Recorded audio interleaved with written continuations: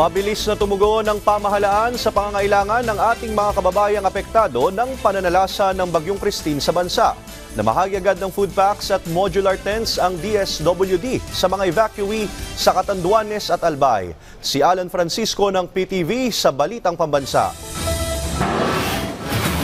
Dahil sa tuloy-tuloy na pananalasa ng Bagyong Christine, tuloy rin ang administrasyon ni Pangulong Ferdinand R. Marcos Jr. sa pag-agapay sa mga biktima ng kalamidad. Namigay ang Department of Social Welfare and Development ng family food packs sa mga pamilya na nasa evacuation center sa Catanduanes. Labis ang pasalamat ng mga residente sa pagkain na inabot sa kanila ng DSWD.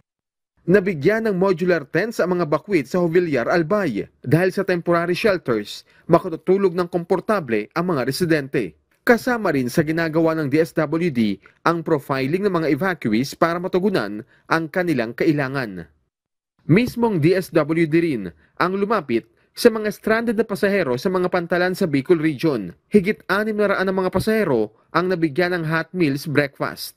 Habang 700 stranded na pasahero naman ang inabutan ng breakfast pack meals sa Matnog Port sa Sorsogon.